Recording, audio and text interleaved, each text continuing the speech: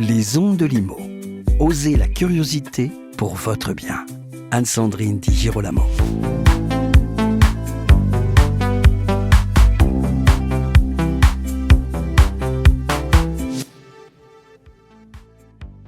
Le courtier en prêt est souvent l'arme secrète qui transforme un non en un pas encore et un pas encore en c'est signé. C'est ce que m'a confié Maxime Fiodo, qui est directeur commercial et des opérations chez Finance Conseil. Il est avec moi aujourd'hui pour partager avec nous son expérience du terrain et répondre à quelques questions. À quoi sert un courtier et que pourra faire un courtier pour vous qui peut-être envisagez de faire une demande de prêt? Bonjour Maxime. Bonjour Anne-Sandrine. Quelle est votre conception du métier de courtier? Je crois que ça, c'est important de dire les choses tout de suite.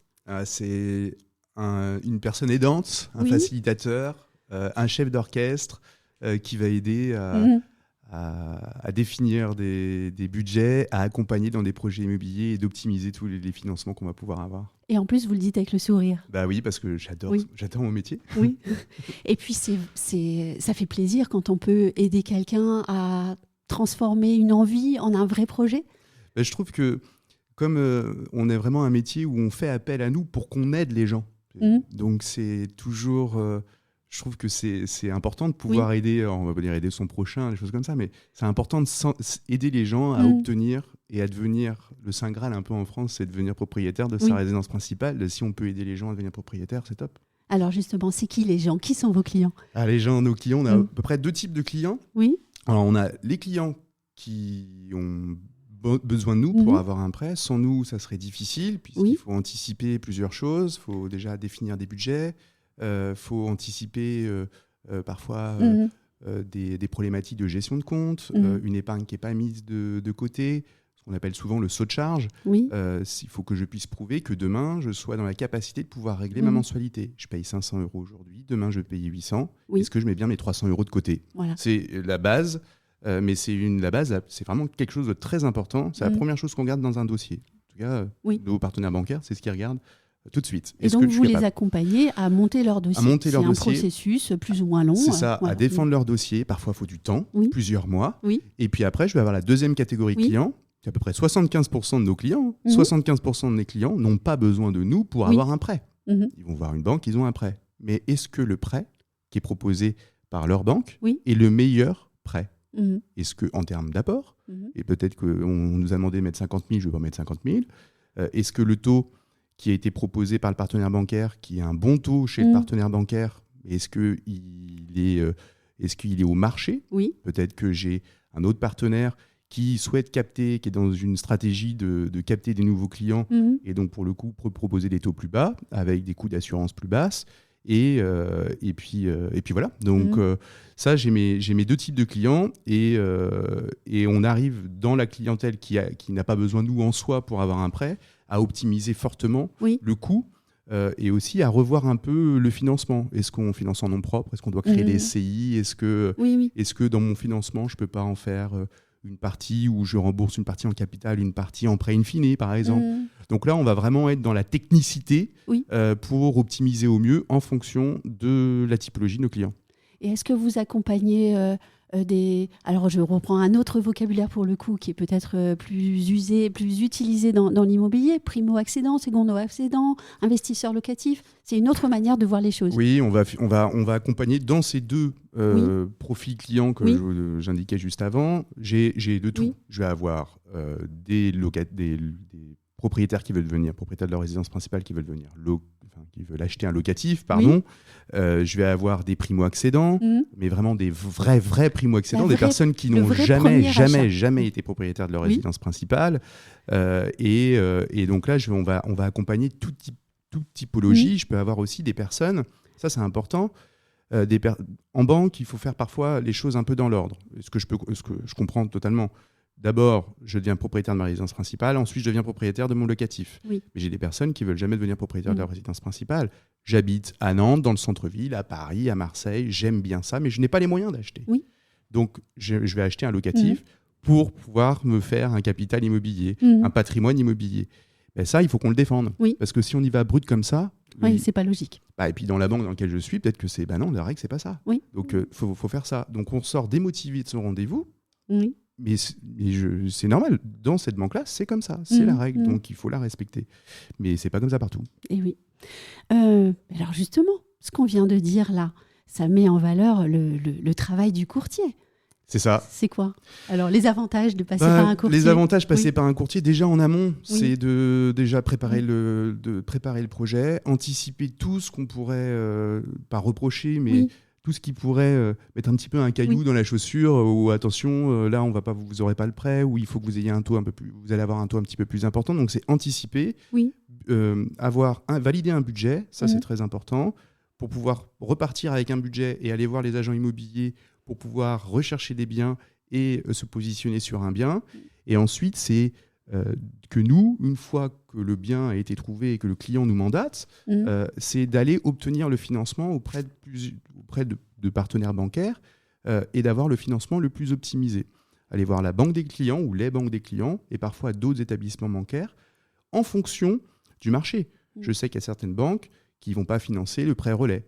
Je sais qu'il y a certaines banques qui ne vont pas forcément se positionner sur du prêt à taux zéro. Elles vont y aller, mais en fonction d'une certaine typologie client. Donc moi, par la connaissance de mon marché, ça me permet de pouvoir aller solliciter les banques.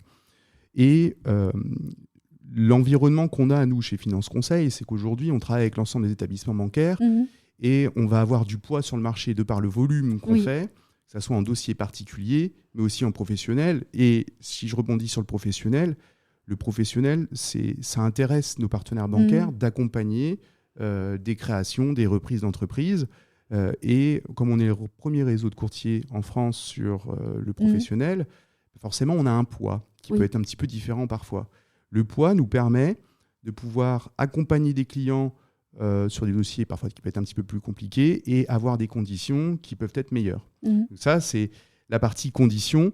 Et après, il y a la partie sérénité. C'est l'accompagnement des clients où on fait tout à la place d'eux. On ne va pas signer les contrats, bien évidemment. Mais notre job, c'est d'envoyer le dossier et de gérer, d'avoir un accompagnement de A à Z, on va dire même avant l'envoi du dossier, par la définition de budget, jusqu'à la signature de l'acte, en fait, et d'accompagner, de donner un maximum d'informations à tout le monde. Il en est où votre dossier? Mais à nos clients, et au-delà, en fait, à tous les professionnels de l'immobilier qui vont être partie prenante de ce projet. Donc, je vais avoir les notaires, notaire acquéreur, notaire vendeur, je vais avoir l'agent immobilier, le constructeur, le maître d'œuvre, je vais avoir vraiment toutes les personnes. Et l'idée, c'est que le client, il paye quelqu'un. Et il n'a pas grand-chose à faire, si ce n'est juste attendre qu'on lui présente un comparatif des propositions et qu'il choisisse la proposition qui lui correspond le plus en fonction de son projet et sa stratégie. Alors, de ce que j'ai entendu, on gagne du temps. On gagne en sérénité, on obtient de meilleures conditions, ou en tout cas, on travaille sur la compétitivité, je dirais. On va travailler sur la compétitivité. Et puis, on est accompagné. Et on est accompagné. En fait, et on a humainement parlant, c'est intéressant aussi. C'est super intéressant parce qu'en plus, on parle déjà de sujets stressants. On n'achète pas une baguette de pain, on achète une maison. C'est le projet d'une vie pour certains. Donc, il faut les rassurer. Et puis, il faut aussi les rassurer sur les propositions qu'ils peuvent recevoir. Et l'intervention du courtier vient largement compenser les frais que les clients vont payer. La négociation qu'on va avoir sur les taux, qu'ils soient d'intérêt ou d'assurance, va venir largement compenser et on sera en gain.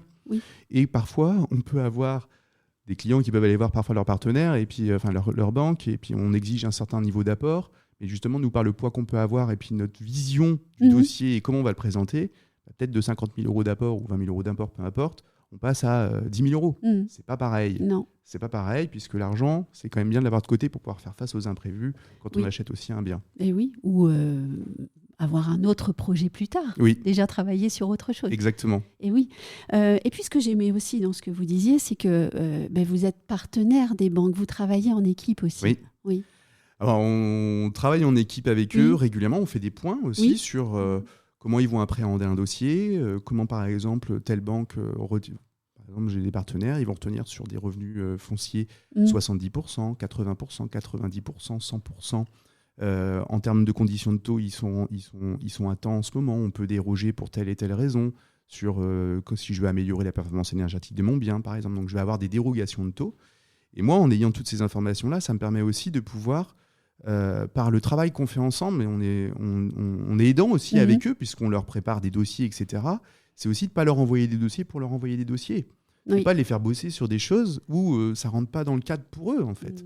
Donc, en fait, on va aider le client, on va aider le partenaire à lui fournir un dossier qui correspond à ses exigences et lui faire gagner du temps pour que le dossier soit complet. Il faut qu'il soit complet, ce dossier, par les informations et par les documents qu'on va transmettre. Ça permet aussi de se dire, je sais que dans telle banque, pour votre projet, on ne peut pas y aller parce qu'ils ne retiennent pas les mêmes revenus fonciers, par exemple. Ça me fait dire que tout à l'heure, j'ai oublié un mot-clé. Efficacité. Exactement. Oui, c'est ça. Oui. Et alors justement, pour terminer, si je vous demandais s'il est possible pour tous de devenir propriétaire. Je pense que pour la très très très grande majorité d'entre nous, on peut devenir propriétaire. Il y en a malheureusement qui ne le pourront peut-être pas pour des problématiques personnelles ou des drames familiaux, etc. Mais si on fait bien les choses, si on anticipe les choses, on est capable de devenir propriétaire. Il faut juste nous écouter, en tout cas quand on donne des conseils, et on va y aller. Moi, j'aimerais vous parler quand même de... Mais oui, on veut une belle histoire. Ah ouais, d'une histoire. Et c'est ça qui est bien dans notre métier, c'est que c'est de pouvoir faire plaisir aux gens et qu'ils puissent devenir propriétaires. C'est top, quoi. Donc, j'avais rencontré une personne qui était venue me voir de la part d'anciens clients, n'arrivait pas à avoir un prêt, donc moi je l'ai vu, et puis et c'est vrai que j'ai regardé ses comptes, et je lui ai dit, bon, il y a une dame formidable qui travaille, etc. Pas problématique de rémunération, une problématique de gestion de compte, tout simplement. Et je lui ai expliqué, pour devenir propriétaire, il faut mettre ça en place, ça en place, ça en place, ça en place. Il va falloir minimum 3 mois pour montrer que vous relevez de compte, puisqu'on demande les 3 derniers relevés de compte. Si vous ne faites pas ça, vous ne viendrez pas propriétaire. Elle m'a écouté, tous les mois elle m'a envoyé les relevés de compte. Tous les mois elle m'a envoyé les relevés de compte. Et ça faisait peut-être 2 ans qu'elle essayait de devenir propriétaire. Ah oui. Et... peut-être qu'elle ne comprenait pas, parce que vous avez dit qu'il n'y avait pas de problématique de rémunération en plus. En fait, c'est que parfois, je pense que ça peut arriver que le conseiller bancaire, ça peut arriver, et puis ils font beaucoup de choses, ils ne font pas que ça, prennent pas forcément le temps de... En fait, il faut être pédagogue, mais que ce soit au travail, comme avec nos enfants, avec tout le monde, il faut être pédagogue. Et si on est pédagogue, je pense qu'on peut y arriver. Peut-être pas tout le temps, mais majoritairement, on y arrive. Alors, donc elle a écouté. On veut la fin de l'histoire. Ouais, la fin de l'histoire, c'est que je lui ai dit go, vous pouvez trouver un bien. Elle a trouvé un bien. Alors, elle n'a pas perdu de temps, elle a cherché un bien, elle l'a trouvé. J'ai présenté le dossier. J'ai eu des refus, c'est vrai. Mais j'ai eu un accord. Et c'était aux périodes de Noël, le 23 au 24 décembre. Je l'appelle et je lui dis, écoutez, j'ai une bonne nouvelle.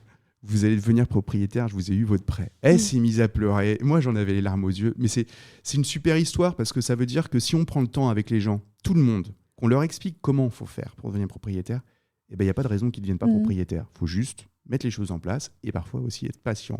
Oui. Et pour cette dame-là, alors, qu'est-ce qui a changé ? C'était quoi votre conseil ? Parce que vous ne nous l'avez pas dit. Mon conseil ? Oui. En fait, c'était une question de gestion de compte. Alors, je ne peux pas tout dire. Ah, pardon. Mais il y a des choses, des dépenses qu'il y avait sur les comptes qui ne devaient plus avoir ces dépenses-là. Il y avait un niveau d'apport où, en fait, sa banque lui exigeait un niveau d'apport qu'elle ne pouvait pas forcément avoir. Mais il n'y avait pas que sa banque. Il y a d'autres banques.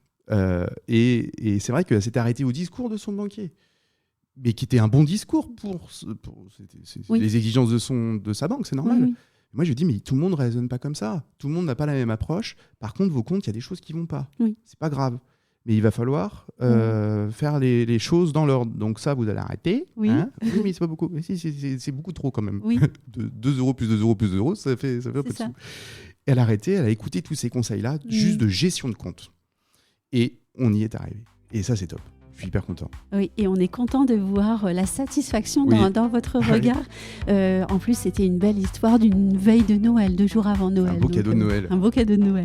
Merci beaucoup, Maxime, de cet échange, de ces histoires aussi. Et puis, merci à vous qui nous regardez ou qui nous écoutez. Si vous avez aimé cet épisode, likez-le, partagez-le sur les réseaux sociaux.